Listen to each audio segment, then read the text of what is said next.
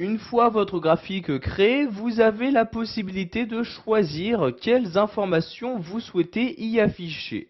Donc pour modifier ces différentes informations à afficher, vous devez tout d'abord sélectionner le graphique en cliquant une fois dessus.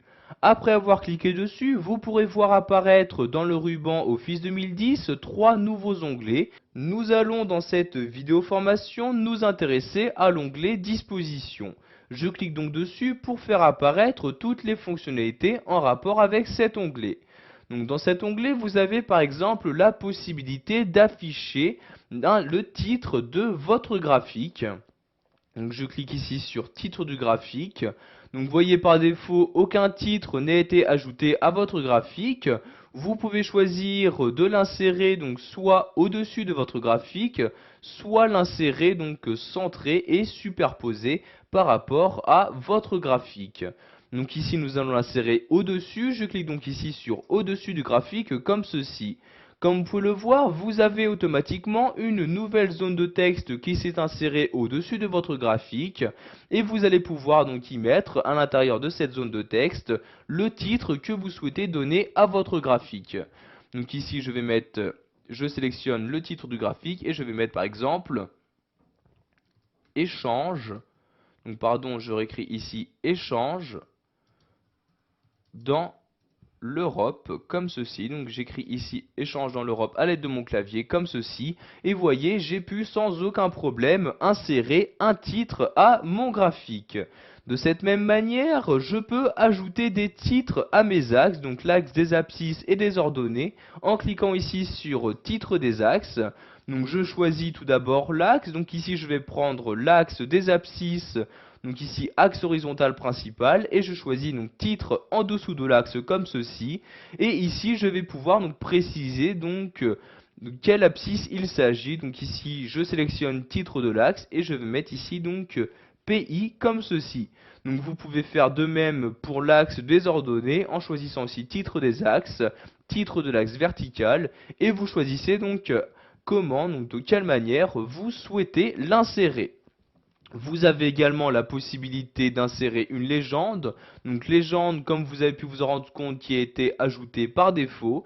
Donc si vous le souhaitez, vous pouvez modifier sa position en cliquant ici sur légende. Vous avez par exemple la possibilité de l'afficher à gauche du graphique, en bas du graphique, etc. Donc ici pour la désactiver par exemple, je clique ici sur aucun et comme vous pouvez le voir, la légende vient juste de disparaître.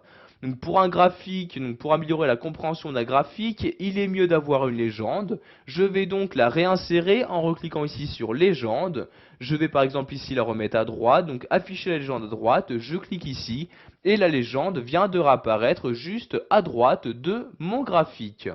Vous avez également la possibilité d'ajouter directement sur votre graphique les étiquettes des différentes données, donc pour avoir une valeur précise de chacune donc, de ces données.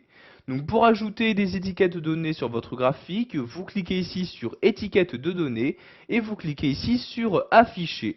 Vous avez maintenant ici donc pour chaque cylindre la valeur qui lui correspond.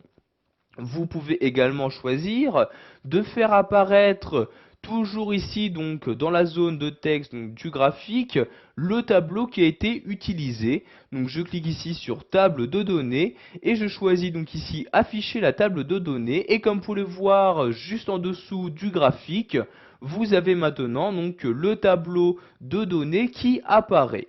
Pour le masquer, vous recliquez ici sur table de données et vous cliquez ici sur aucun comme ceci. Maintenant, nous allons nous intéresser aux axes. Sachez que vous avez la possibilité d'afficher ou de masquer les différents axes et quadrillages à utiliser. Donc par exemple ici je clique sur quadrillage, donc soit quadrillage horizontal ou vertical. Je vais par exemple ici ajouter un quadrillage vertical. Je clique donc ici sur quadrillage vertical principal et je choisis donc ici soit d'afficher en tant que quadrillage principal, secondaire ou les deux. Donc ici je vais afficher quadrillage secondaire comme ceci. Et vous avez maintenant donc le quadrillage vertical qui apparaît donc directement sur mon graphique. Pour finir, nous allons voir qu'il est possible d'insérer une nouvelle zone de texte à l'intérieur même de votre graphique. pour y afficher donc l'information que vous souhaitez, donc par exemple une source, etc. Donc pour insérer une nouvelle zone de texte, je clique ici sur insertion, puis ici zone de texte. Je n'ai maintenant plus qu'à dessiner ma zone de texte, donc par exemple ici, je clique, je maintiens le clic de ma souris comme ceci, je lâche le clic de ma souris et voyez donc la zone de texte apparaît donc. Je vais par exemple pouvoir écrire ici la source, donc comme ceci, voyez, je peux saisir comme je le souhaite la source de mes données.